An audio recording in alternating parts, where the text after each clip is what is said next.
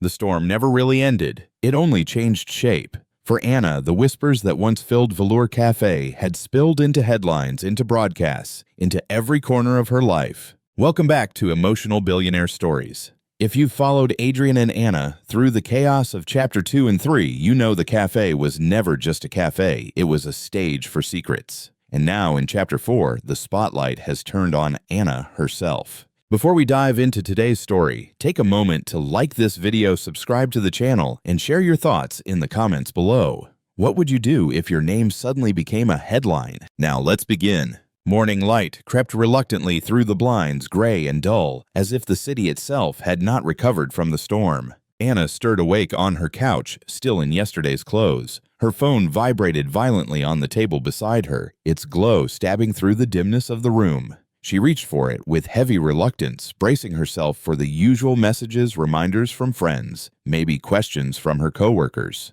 But what filled her screen stopped her breath. Waitress named in Blackwood scandal, local employee at center of billionaire storm. From coffee cups to secrets, who is she? Her full name, printed across headlines. Her photograph lifted from live streams, blurred, enlarged, her face caught, mid-expression, eyes wide in fear staring back at her. Her chest tightened as though the walls themselves pressed inward. The messages poured in next. Anna, are you okay? They used your name. It's everywhere. Don't go online. Seriously, don't look. But she already had. She scrolled each swipe, dragging her deeper into a nightmare. Photos from Velour Café, shaky videos replaying the blackout, the confrontation, the chaos. And threaded through them all was her caring trays frozen in fear, caught in frames she never asked to be part of. Her name attached to captions like hooks. Is she the insider, the billionaire's accomplice, or just another pawn in his empire? Her hands shook so violently she nearly dropped the phone.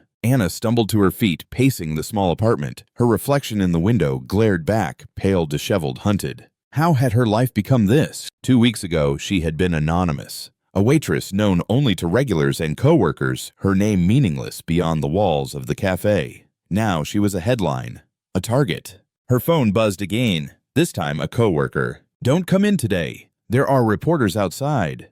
They're asking for you. Her throat tightened. She dropped the phone onto the table, covering her face with her hands. This was not just whispers anymore, not just murmurs in dimly lit corners of the cafe. This was exposure, merciless and absolute. And it was all because of him, Adrian Blackwood. He walked in and silence followed him. He sat, and the air bent around him. He said nothing, and yet storms erupted. Wherever he went, chaos clung to him like smoke. And now that smoke had seeped into her lungs, choking her life, she clenched her fists, forcing herself to breathe. She would not cry. She would not break. But fury alone could not erase the fact, staring back at her, she was trapped. Her phone buzzed again, this time a number she didn't recognize. She hesitated, then answered, her voice sharp. Hello, Anna, the voice said, smooth measured. This is Channel 12 News. We'd like your side of the story. She hung up instantly, her pulse pounding. The calls wouldn't stop. She knew it. Reporters would circle like vultures, hungry not for truth but for spectacle. Her neighbors would whisper. Customers would gawk. Every corner of her life would be stripped bare, dissected, consumed. All because she had served coffee. She pressed her palms against the table, grounding herself, but her knees trembled. She wanted to scream, to disappear, to undo every step that had brought her here. But escape, she realized, was already impossible. Outside her window, the city pulsed on. Cars honked, footsteps echoed, life continued as though nothing had changed. But for her, the world had shifted irrevocably. She turned back to the headlines on her phone, her own name glowing back at her, tethered forever to a story she never wrote. Her jaw tightened. She whispered to the empty room, her voice low but steady. I won't let them destroy me. Yet even as the words left her lips, doubt lingered like a shadow. Because the truth was clear, the storm had only just begun. The golden lights of Velour Café had never felt so cruel. Morning usually brought routine, the hiss of espresso, the clatter of cups, the low hum of conversation that built into a comforting rhythm. But today, the cafe was not a sanctuary. It was an arena. Customers weren't here for coffee. They were here for her. Anna stepped inside, shoulder-stiff uniform, neatly pressed, despite the storm raging in her chest. Immediately, she felt the weight of 100 eyes. Some smiled with fake warmth, others stared openly, their phones already in hand. A group near the window whispered too loudly. "That's her, the one in the article. She looks exactly like the photos." Another table didn't bother to hide it. A young woman lifted her phone and aimed the camera directly at Anna, lips curling into a grin as she mouthed, "Got it." Anna's throat tightened, but she forced herself forward. Each step to the counter felt heavier, as though the floor itself resisted her. The manager offered a sympathetic glance, but said nothing. Sympathy was useless now. She tied her apron, steadied her hands, and turned to take orders. But they weren't here to order. "Is it true?" a man asked casually, leaning over the counter as though asking about the weather. His phone recording gleamed in his hand. Anna's jaw tightened. "What can I get you?" He smiled. "Just an answer." The line grew behind him, not of customers seeking drinks, but of strangers seeking spectacle. Questions flew faster than she could dodge them. "Did Adrian pay you? Were you working with her, the woman in red? Are you his cover?" Anna's hands clenched at her sides, nails biting into her palms. She wanted to scream, but screaming would feed them more. So she said nothing. Silence, she thought bitterly, had become contagious. At a corner table, two teenagers laughed as they live-streamed the scene. Their phone caught her face in frame, zooming in, pulling her further into the digital circus. "She's pretending she doesn't hear," one muttered. "That's guilt if I've ever seen it," the other replied. Laughter echoed hollow and sharp. The door chimed, and in an instant the room shifted. Adrian Blackwood stepped inside. The effect was immediate. Conversations dropped, cameras swung, the very air seemed to constrict. He was dressed as always, black suit, crisp, immaculate, yet the storm followed him like a shadow stitched into the fabric. He did not glance at the customers. He did not acknowledge the phones raised like weapons. His eyes, steady and unreadable, swept once across the cafe before he moved to his usual table in the back. The silence that followed was brief. Then the whispers exploded louder than before. "Why does he keep coming here? He must be meeting her. Look, she won't even look at him." Anna gripped the counter, her breath caught. His presence was suffocating, not just because of who he was, but because of what he brought. Wherever he sat, chaos bloomed. And now that chaos had rooted itself in her cafe, in her name, in her life, she refused to look at him. But she could feel his presence heavy, inevitable, impossible to ignore. A customer near the front raised his voice suddenly, the words carrying through the room. "Why don't you tell us the truth, Adrian? Or should we ask her instead?" Laughter rippled through the cafe. Phones tilted to capture every angle. Anna's chest burned. The cafe had become a trial, and she was standing in the witness box, condemned by association, alone. She busied herself with cups, wiping, stacking anything to avoid the cameras. But she knew it was useless. Every move, every silence, every flicker of her expression would be dissected online before the day ended. And through it all, Adrian sat untouched, unmoved, as if the storm belonged to everyone but him.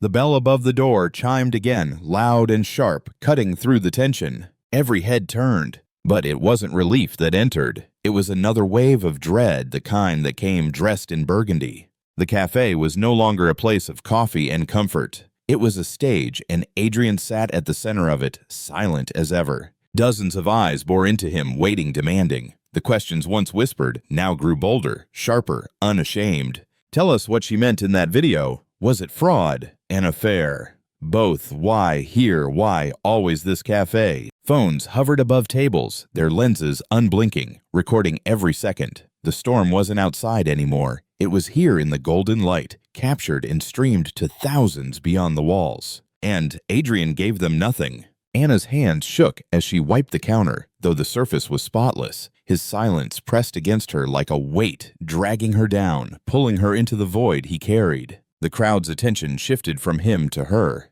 She knows something. She was there every time. Ask her. Maybe she'll talk. Anna's chest burned. She felt their eyes slicing into her, reducing her to a character in their story. And when she glanced toward the back, she saw him. Adrian composed, still his gaze steady but unreadable. It was too much. Before she could stop herself, her voice cut through the hum, sharp and unrestrained. "Why do you keep coming here?" The cafe froze. Even the espresso machine hissed into silence. Adrian looked up, his eyes locking on hers. Anna's heart pounded, but her anger held firm. She stepped out from behind the counter, her words ringing louder than she intended. "You sit there silent while the world tears this place apart, while they tear me apart. Do you enjoy it? watching everyone drown in your shadows. A ripple moved through the crowd. Some gasped. Others whispered, phones lifting higher to capture her every word. Adrian's expression didn't change. He remained still calm, the mask never slipping. But his silence in this moment was louder than anything he could have said. And to the watching crowd, it looked like confirmation. He's not denying it. She's right. Finally, someone's calling him out. Anna's chest rose and fell rapidly, fury colliding with fear. She hadn't meant to speak so loudly, hadn't meant for the whole cafe to hear. But now there was no undoing it. Adrian's lips parted as though to answer, but he closed them again. He didn't speak. And the silence cut deeper than any defense. A customer near the door whispered urgently, phone tilted to capture both of them in frame. It's live. It's all live. On dozens of screens beyond the cafe walls, Anna's face appeared beside Adrian's, her words already echoing through comments, through feeds, through the endless cycle of speculation. Waitress confronts Blackwood. She's the whistleblower. Finally, the truth slips out.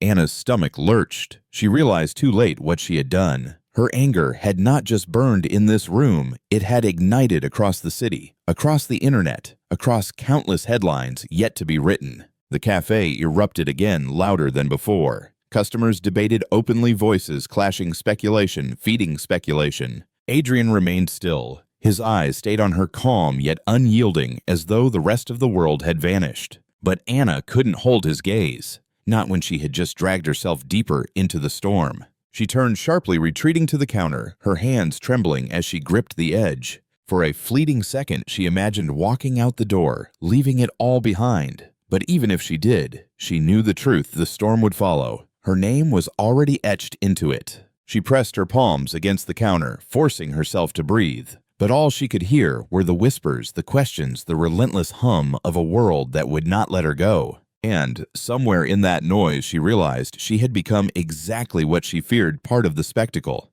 The cafe was already boiling with whispers when the door chimed again. Every head turned, and in she walked the woman in burgundy. Her presence cut through the noise like a blade. The dress clung to her with elegant precision, her heels striking sharp against the floorboards. She moved without hesitation, without fear, as though the cafe belonged to her. Phones rose instantly, screens glowing. The comments were already forming somewhere out there in the endless feed. She's back. Anna froze behind this counter, her chest tight. The woman's eyes swept the room, ignoring the gawking customers, landing on Adrian with surgical precision. "You never learn," the woman said smoothly, her voice carrying just enough to be caught by every recording phone. "You sit here as if silence could erase the truth." The cafe hushed, waiting. Adrian's gaze hardened, but he remained seated, hands folded, his mask unbroken. But then the woman's eyes shifted and found Anna. A small smile tugged at her lips. "And now," she continued, "you've dragged someone else into it. An innocent face for your guilty secrets. Tell me, Adrian, how long before she realizes she's just another piece in your game?" The room erupted. Whispers turned into open voices. Phones zoomed in on Anna. Customers craned their necks, eager for her reaction. Anna's knees weakened. She gripped the counter until her knuckles whitened. "No," she whispered under her breath, but her voice was lost in the swell. "She's part of it," someone muttered. "She's the cover-up. Or maybe the sacrifice." The words cut sharper than knives. Anna shook her head, but the crowd wasn't listening. They weren't here for truth. They were here for spectacle. And the woman in burgundy fed them exactly what they wanted.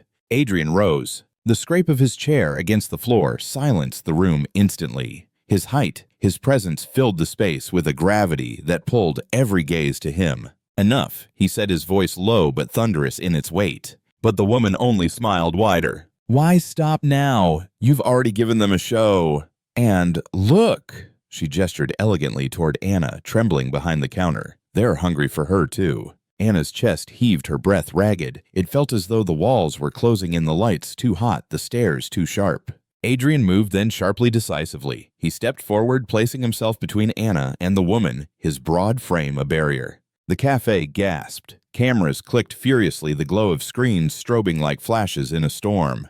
For the first time, his composure cracked. His voice, when it came, carried fire. "You will not touch her." The declaration rippled through the room. Customers erupted in whispers, some gasping, some laughing, some already typing captions that would explode online within minutes. Anna stared at his back, frozen. She had never seen him like this, not cold, not detached, but burning with something raw and unrestrained. The woman tilted her head unshaken. Her smile sharpened. "Oh, Adrian," she purred. Defending her will only make it worse. The cafe buzzed with energy tension vibrating in the air. Every second stretched long, each heartbeat louder than thunder. Anna wanted to speak, to shout that none of this was hers, that she wanted no part in their war, but her throat locked, her voice strangled by fear and fury. Adrian stood firm, unmoving, his glare locked on the woman in burgundy. For a moment, it felt as though the entire cafe might shatter under the weight of their silent battle. And then, with a casual grace that belied the chaos she left in her wake, the woman stepped back. Her heels clicked once, twice before she turned toward the door. "Very well," she said lightly, her tone almost playful. "But remember, Adrian, the storm doesn't end just because you pretend it does." And her eyes flicked toward Anna, "sharp as glass will drown with you." She left without another word, the bell above the door chiming in her wake. The cafe exhaled all at once, voices surging like a wave. She threatened her. "Did you hear that?" He protected her. "They're in this together. It's obvious." Phones buzzed, screens glowed, speculation multiplied. Anna sagged against the counter, her vision swimming. She had thought it couldn't get worse. She was wrong. Now she wasn't just a witness. She was part of the story. The cafe's walls could not contain the storm. Within hours, it had spilled across screens, across headlines, across the mouths of strangers who had never stepped foot inside Velour Café. The clip was everywhere. Adrian standing sharp in his black suit, his voice cutting through the noise. "You will not touch her." Anna frozen behind him, caught in frame, wide-eyed, trembling. The woman in burgundy leaving with a smile sharp enough to cut glass. Uploaded first as shaky phone footage, then polished by news outlets, then dissected frame by frame on social media, it spread like wildfire. Billionaire defends waitress, but why? Secret relationship or public diversion? Velour Café, ground zero of the Blackwood scandal.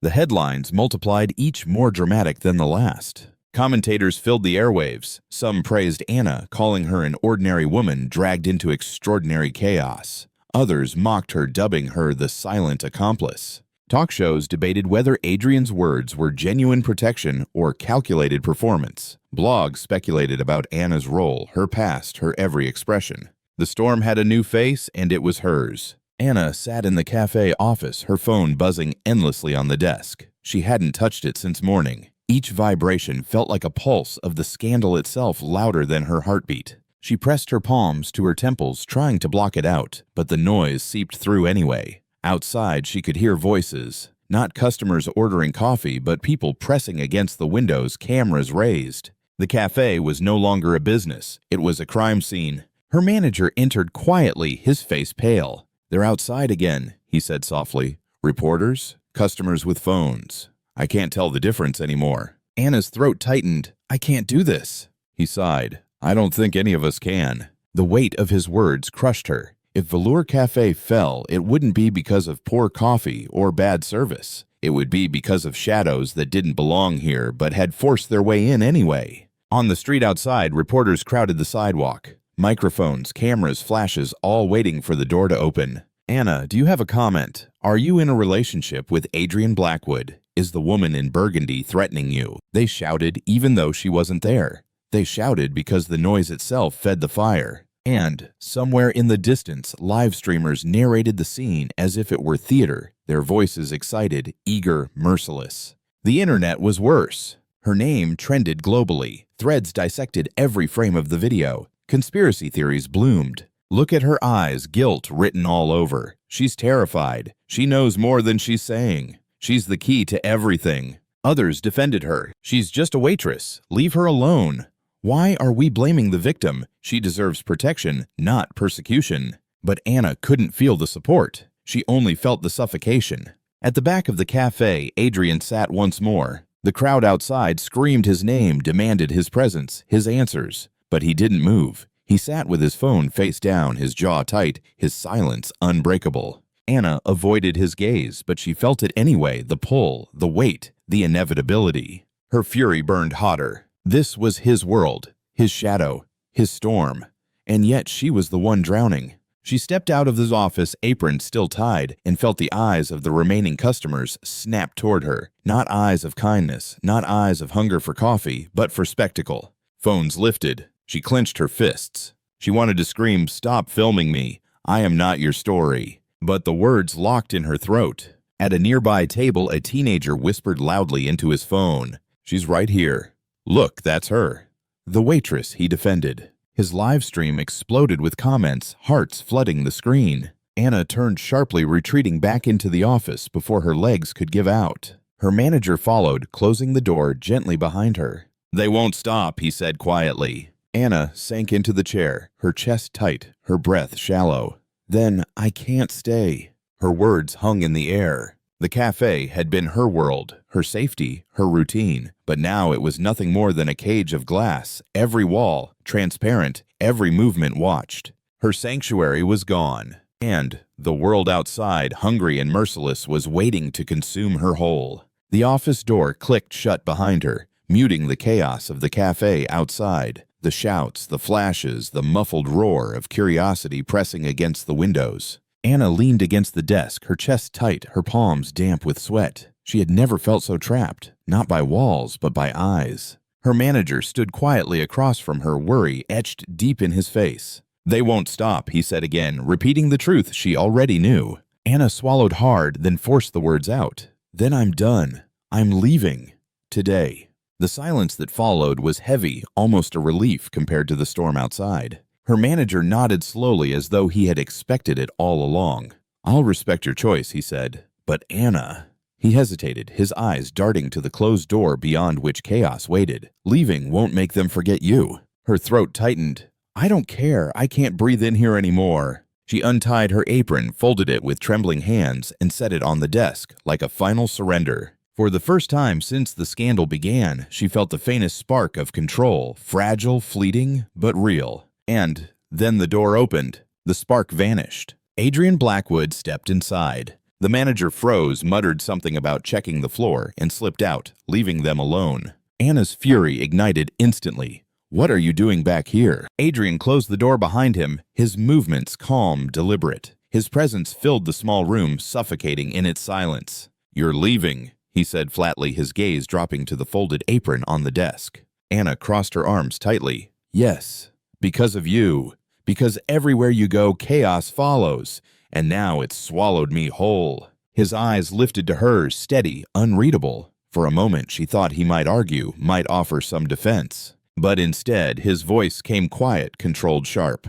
"If you walk away now, they'll see it as confirmation." Anna blinked. Confirmation of what? That you're guilty. That everything they've said is true. That you've been hiding something all along. Her chest constricted, anger flooding her veins. "I am guilty because I want my life back. Because I don't want to be your scapegoat." Her voice cracked the weight of days without rest, straining her words. "I'm not part of this. I never was. And yet everywhere I turn, it's my name, my face, my life being destroyed. And now you're telling me I can't even walk away without feeding them more." Adrian said nothing. His silence loomed heavier than words. Anna let out a bitter laugh, sharp and hollow. "Of course. Silence. That's your answer to everything. You think if you stay still long enough, the world will forget. But it doesn't. It spreads. It consumes. And now it's consuming me." The room shook faintly with the noise outside, voices chanting, cameras, clicking doors, creaking under the press of bodies. Anna pressed her palms against the desk, leaning forward, her glare burning into him. "You can sit there in silence. You can live with it. But I can't. I won't." Adrian's jaw tightened. For the briefest second, something flickered in his eyes. Not anger, not arrogance, but something harder to define. Then it was gone, buried beneath the mask. "You think walking away will end it," he said softly. "It won't. The storm doesn't stop at the door. It follows." Her breath caught. The words struck deep, not because they weren't true, but because they were. And that truth was unbearable. Anna shook her head violently. "Then what? What am I supposed to do? Stay here and let them destroy me?" Adrian didn't answer. His silence was both shield and weapon, and in that silence, she realized how utterly alone she was. She grabbed her coat from the chair, her movements sharp, fueled by desperation. "I don't care anymore. Let them think what they want." At least if I walk away, I'll be walking away from you." For the first time, his eyes narrowed the faintest crack in the mask. But he still said nothing. She brushed past him, flinging the door open. The roar of the cafe crashed over her instantly. The voices, the flashes, the weight of the world waiting to devour her. She hesitated only once, glancing back at him. He stood in the office doorway, tall, still immovable. And she realized with a cold twist of dread that he was right. Leaving would not free her. The storm had already chosen her. The night had fallen, heavy clouds swallowing what little light remained. Anna stepped out of Velour Café with her coat clutched tightly around her. The instant she crossed the threshold, a wall of flashes erupted, reporters shouting questions, strangers holding up phones, voices overlapping in a frenzy of noise. "Anna, are you his accomplice? Are you the woman behind the scandal? Did Adrian pay you off?" She lowered her head, pushing through the crowd, her pulse hammering. The questions struck like stones, bruising even without answers. By the time she reached the end of the block, her legs were trembling, but at least the voices began to fade, replaced by the steady rhythm of her footsteps on wet pavement. For the first time all day, there was silence. Or so she thought. Halfway down the street, she heard it. Another set of footsteps. Soft, measured, keeping pace. Anna quickened her stride. The sound followed. She turned once, just enough to glance over her shoulder. A man stood under the weak glow of a street lamp, his features obscured by the brim of a hat. Too close, too deliberate. Her throat tightened. She forced herself forward, her shoes splashing through shallow puddles. The city, usually alive with late-night chatter, felt eerily empty, each alley yawning, like a mouth waiting to swallow her. Behind her, the footsteps quickened. Anna's breath hitched. She turned sharply down a side street, hoping to lose him, but the echo followed closer now, heavier. Then came another sound, the low hum of an engine. A car crept along the curb, headlights dimmed, moving too slowly to be casual. Her heart lurched. This was no coincidence. Rain began to fall, light at first, then heavier, blurring the world into streaks of gray and gold. Anna broke into a run. Her breaths came ragged, each one tearing at her chest. Her coat whipped behind her, her shoes slipping against slick cobblestones. She turned corner after corner, but the footsteps never faded. The car followed steady patient, a predator keeping distance until the moment was right. Her mind raced. Why me? What do they want? But deep down, she already knew. This was never about coffee, never about chance. She had been marked the moment her name hit the headlines, the moment the woman in burgundy said her name with venom. The storm wasn't just scandal anymore. It was danger. A sudden shout cut through the rain. "Anna." She froze. The voice came from behind, sharp, commanding. But when she turned, the figure was gone, swallowed by darkness. The car slowed its engine, growling low. Panic surged. She darted across the street, nearly slipping her breath, tearing free in a sob. Her vision blurred, but she kept moving. Lungs, burning legs, screaming for rest. At last she spotted it, a narrow alley half hidden between shuttered shops. She ducked inside, pressing her back against the damp brick wall. Her chest heaved violently. She covered her mouth, desperate to quiet her breathing. The car rolled past, slowly, headlights sweeping across the mouth of the alley before fading into the rain. The footsteps followed slower now, as though savoring the chase. They paused at the entrance, lingering. Anna pressed herself deeper into shadow, her entire body trembling. After what felt like hours, the sound receded. The alley fell silent. Her legs gave out, and she slid down the wall, collapsing into a crouch. The rain dripped from her hair, her coat heavy with water, her hands shaking uncontrollably. She had escaped. Barely.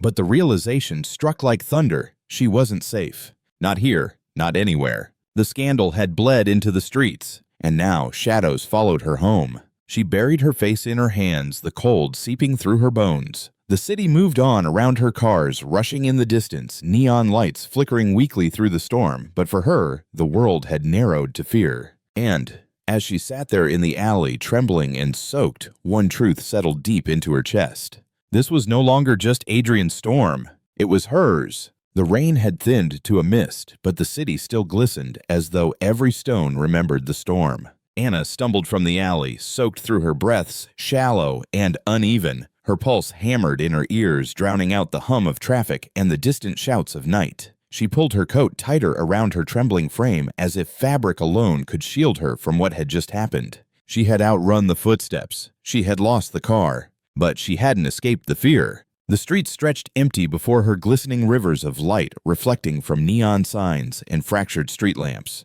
Her shoes slapped against wet pavement as she hurried forward, her eyes darting at every corner, every shadow. She wanted nothing more than to collapse, to hide, to vanish. Yet something inside warned her that stopping was no longer safe. She turned another corner past shuttered shops and darkened windows, and then she froze. There, plastered crookedly on the brick wall, was a sheet of old newspaper. Its edges curled from the rain ink, bleeding into smudges, but the image was unmistakable. Adrian. Sharp suit, confident gaze, the perfect portrait of power. Except someone had scrawled across it in red the letters, jagged, uneven, furious. All will be exposed. Anna's breath caught. She stepped closer despite herself, her reflection rippling in the water, streaking down the paper. Her trembling fingers hovered above the words, the threat etched in rage. The ink wasn't old. The rain hadn't yet washed it away. Whoever wrote it had been here recently. Too recently. Her throat tightened, the air cold and thin. This wasn't just scandal anymore. This was a warning. The street behind her creaked with sound. A step, a scrape. She spun sharply, her pulse thundering. At the far end of the block, framed by the glow of a flickering streetlight, stood a figure. The dress was burgundy. Even blurred by rain and distance, Anna knew. The same calm posture, the same unyielding poise that had haunted the cafe, that had torn through whispers and turned them into fire. The woman didn't move. She simply stood watching. Anna's knees threatened to buckle. Her voice, strangled, barely left her lips. Why me? The figure tilted her head slightly, a motion too small, yet too deliberate, as if mocking the question without speaking a word. And then a blink, a breath, she was gone. The rain fell harder, washing the street into mirrors, but the space where the woman had stood was empty. Anna staggered backward, colliding with the damp brick wall. Her chest rose and fell violently, her eyes wide, scanning the shadows for any trace. But there was nothing. Only the dripping of rain. Only the smear of red letters across Adrian's face. Only the truth she could no longer deny. She wasn't an outsider caught in a storm. She was inside it now. Marked. Chosen. She pressed a trembling hand to her mouth, fighting to steady her breathing. Her entire body screamed to run, but her legs felt rooted to the ground. Somewhere in the distance, a car engine roared. Somewhere closer, glass shattered, an accident, maybe, or maybe something else. The city pulsed with noise, yet none of it mattered. What mattered was this wall, this warning, and the shadow of a woman who moved like smoke. Anna finally tore her gaze away, forcing herself down the street. Each step was heavy, each sound behind her sharp enough to send panic crawling up her spine. She didn't look back again. She couldn't. Because if she did, she feared she'd see those burgundy eyes still watching. The mist swallowed her, the city stretching endlessly ahead. And, for the first time, Anna realized the truth that chilled deeper than any rain. This wasn't Adrian's burden alone. The secrets, the debts, the whispers, they had claimed her too. And the storm had only just begun.